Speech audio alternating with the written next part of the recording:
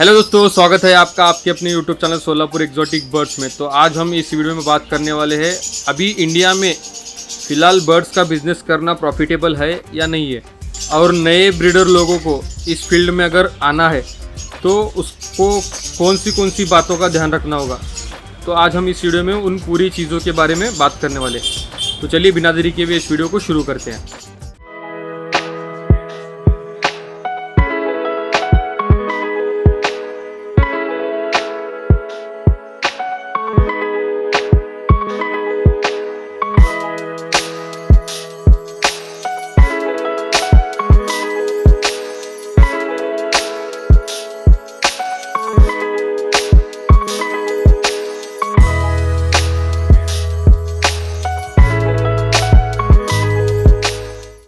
तो दोस्तों, सबसे पहले जान लो कि ये जो बिज़नेस है ये बिज़नेस कम हॉबी ज़्यादा है, क्योंकि इसमें बहुत ज़्यादा अप्स एंड डाउन्स होते हैं। क्योंकि मार्केट का रेट कभी भी बढ़ सकता है, कभी भी डाउन हो सकता है। ये आपको इस बात का पूरी तरीके से ध्यान होना चाहिए।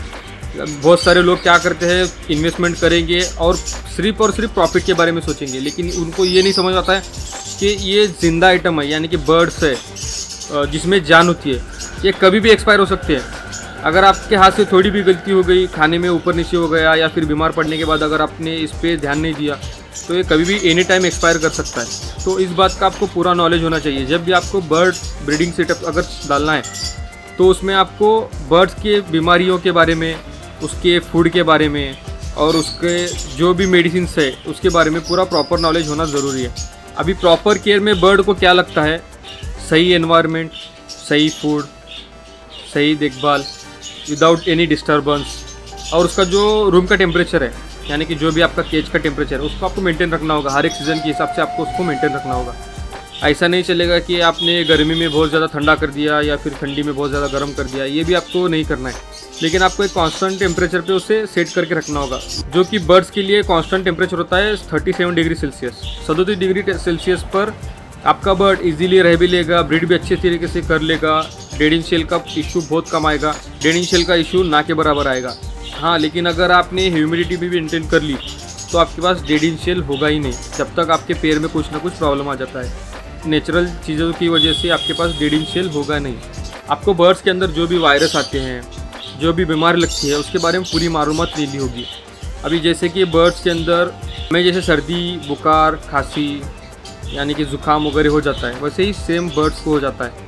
इसमें कभी कभी वायरल इन्फेक्शन भी आ जाते हैं, क्योंकि अगर आपका एक परिंदा अगर बीमार पड़ेगा, आप उसका ट्रीटमेंट करना स्टार्ट कर दोगे सेपरेट निकाल के, तो आपके बाकी परिंदे को भी वो वायरस की वजह से धीरे धीरे थोड़े दिन के बाद इन्फेक्शन होना स्टार्ट हो जाता है।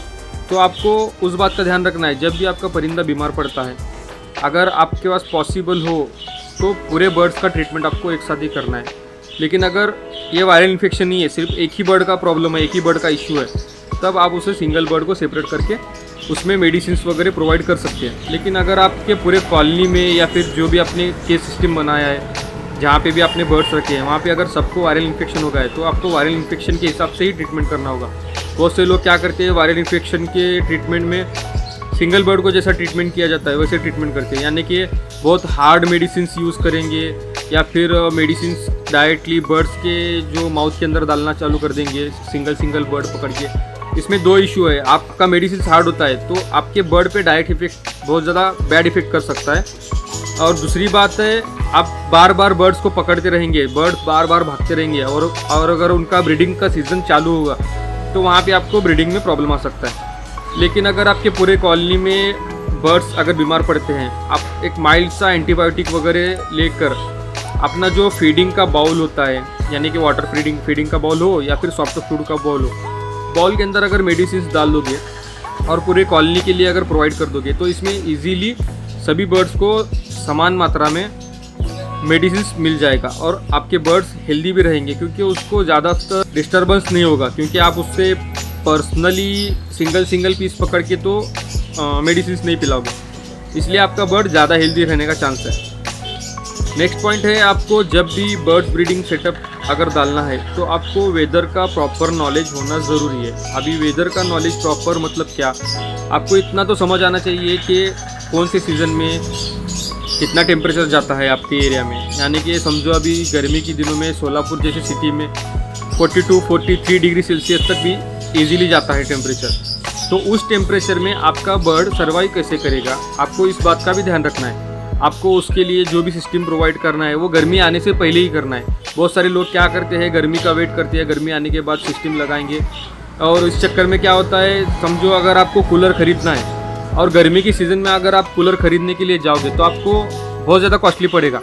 और इस कॉस्ट के चक्कर में बहुत सारे लोग जो है कूलर या फिर जो भी एसी वगैरह लगाने वाले लोग होते हैं तो वो पीछे हट जाते हैं या फिर ब्रीडिंग सेटअप निकाल देते हैं।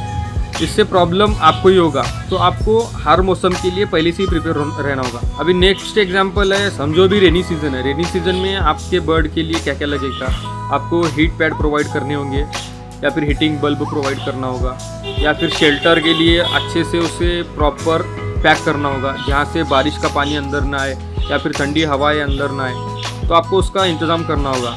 और जो भी आपको इक्विपमेंट इसमें लगते हैं वो आपके एरिया वाइज, आपके जो लोकेशन है उसके वाइज जो आपको एक्सेसरीज लगने वाले उसका अरेंजमेंट आप पहले ही कर लीजिए। क्योंकि आइन मौके पर अगर आप लेने जाओगे तो आपको कभी कभी प्रोडक्ट मिलता है, कभी मिलता नहीं है, कभी महंगा मिलता है।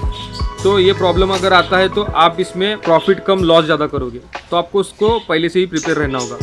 मैं हर एक वेदर के हिसाब से इंशाल्लाह आगे चलते हुए वीडियोज़ में नए नए अपडेट लाता रहूँगा, किस वेदर में आपको आपके बर्ड्स के लिए क्या करना है। तो आपको उस हिसाब से अपनी प्लानिंग करनी होगी और अपने बर्ड्स को अगर बचाना है तो वहीं से ध्यान देना होगा। नेक्स्ट पॉइंट है फूड। आपको इसका नॉलेज होना चाहिए कि कौन से सीज़न में कौन सा फूड देना ज़्यादा ज़रूरी होता है। क्योंकि सीज़न वाइज हम इंसानों का भी फूड चेन होता है, उसके हिसाब से आपको बर्ड्स का भी फूड चेन मेंटेन करना है। क्योंकि जब गर्मी का मौसम चालू होता है तो अपने बर्ड्स को आपको ठंडे वाले जो वेजिटेबल्स आते हैं तो आपको वो प्रोवाइड करने हैं, और जब ठंडी का सीज़न होता है तो आपको जो गर्म वेजिटेबल्स वगैरह आते हैं आपको वो प्रोवाइड करने हैं। अभी ठंडा और गर्म वेजिटेबल्स इसमें कैटेगराइजेशन करना ये हमारे लिए मुश्किल होता है, लेकिन जो घर में लेडीज़ होते हैं यानी कि आपकी मम्मी हो गई या भाभी वगैरह, इनको पता होता है कि कौन से भाजी खाने से आपकी बॉडी ठंडी रहेगी, कौन सी भाजी खाने से आपकी बॉडी गर्म रहेगी। अगर आपके पास घर में लेडीज़ वगैरह कोई नहीं है तो आप गूगल पे वगैरह सर्च करके आप अपने बर्ड्स का जो डाइट प्लान है बना सकते हो। आपको बहुत सारे डाइट प्लान बर्ड्स के मिल जाएंगे। अगर आपको फिर भी कुछ थोड़ा बहुत इशू आता है तो आप मेरे को व्हाट्सएप पे कांटेक्ट करके बात कर सकते हो, मैं आपको वहाँ पे सॉल्यूशन बता दूंगा। तो नेक्स्ट पॉइंट है केज और आपका ब्रीडिंग बॉक्स। आपको ये ध्यान में रखना है, जब भी आप केज अगर बना रहे हो या फिर लेने वाले हो तो आपको ये ध्यान में रखना है कि आप उसमें कौन सा बर्ड रखने वाले हो। यानी कि अगर आप उसमें कॉकटेल के साइज़ के बर्ड्स रखने वाले हो तो आपको केज बड़ा लेना चाहिए, उसके लिए ब्रीडिंग बॉक्स भी उसके साइज़ के अकॉर्डिंग लेना चाहिए। और अगर आपको छोटे साइज़ के बर्ड्स वगैरह लगाने हैं यानी कि फिंचेस, जावा, अफ्रीकन लव बर्ड्स या फिर बजीज वगैरह हो गए, तो उनके हिसाब से आपको मटकी या फिर बॉक्स या फिर जो केज का साइज़ है उसके हिसाब से डिसाइड करना होगा। बहुत सारे लोग बड़े बर्ड्स रखते हैं और जो मटकी या फिर बॉक्स होता है वो छोटा लगाते हैं या फिर केज छोटा लगाते हैं। इसकी वजह से भी आपके पास बर्ड्स की ब्रीडिंग आती नहीं है या फिर बर्ड्स एक्सपायर भी हो सकते हैं, क्योंकि उसको फैट पकड़ता है। जब भी फैट पकड़ेगा फीमेल को तो उसको एक बाइंडिंग होने का इशू बढ़ जाता है, जो कि मैंने पिछले वीडियो में भी बताया था।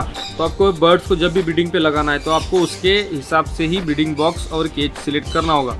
तो अभी फ़िलहाल जो कंडीशन चालू है मार्केट में, यानी कि बर्ड्स के प्राइस धीरे धीरे कम होते जा रहे हैं और जो सीड मिक्स का प्राइस है, सीड्स का प्राइस है, वो धीरे धीरे बढ़ता चला जा रहा है। तो ये आखिर हो रहा क्यों है? इसमें बहुत सारे फैक्टर्स है। अभी बर्ड्स के प्राइस जो कम हो रहे हैं वो मेरे हिसाब से उसके 2-4 इशू है जो कि मैं आपको बताने वाला हूँ।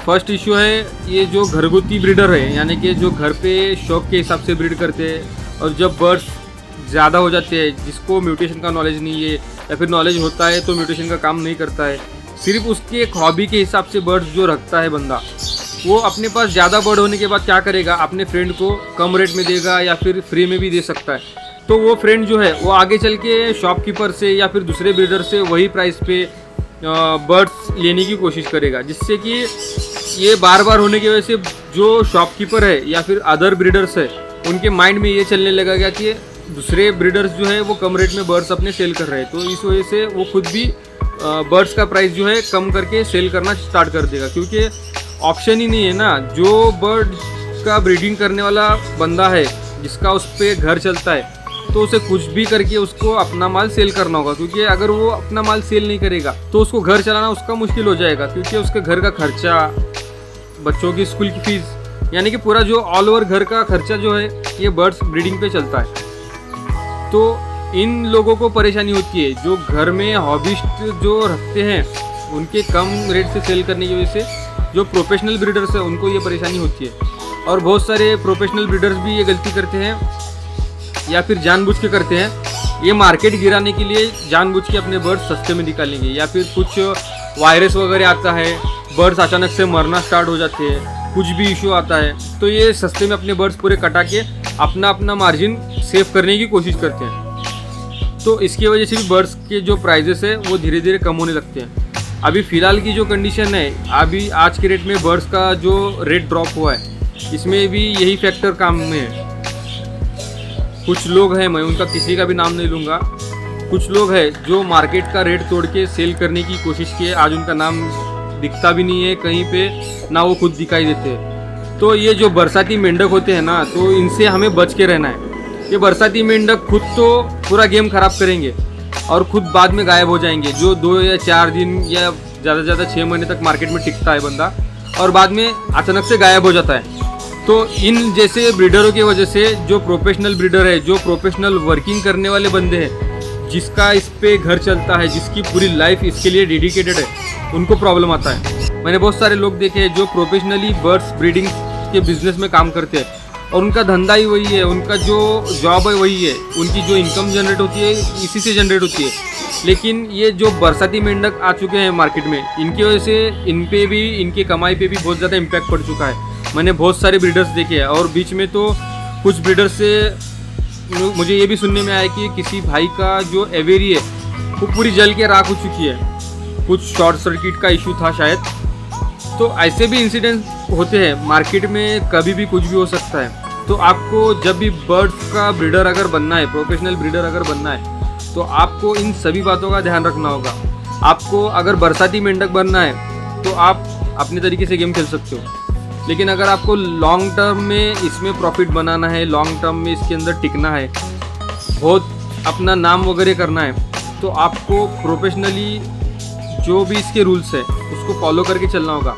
और इसके कुछ गाइडलाइंस वगैरह नहीं है, या फिर गवर्नमेंट का रूल जो है वो सिर्फ वाइल्ड बर्ड्स के लिए, वाइल्ड स्पीसीज़ के लिए, यानी कि वाइल्ड एनिमल्स के लिए वगैरह लागू है। लेकिन अपनी गवर्नमेंट में रूल्स नहीं है कि आपको बर्ड्स ब्रीडिंग कैसे करना है, ब्रीड पे कैसे लगाना है, कौन कौन ब्रीड कर सकता है, ब्रीडिंग के लिए लाइसेंस क्या है।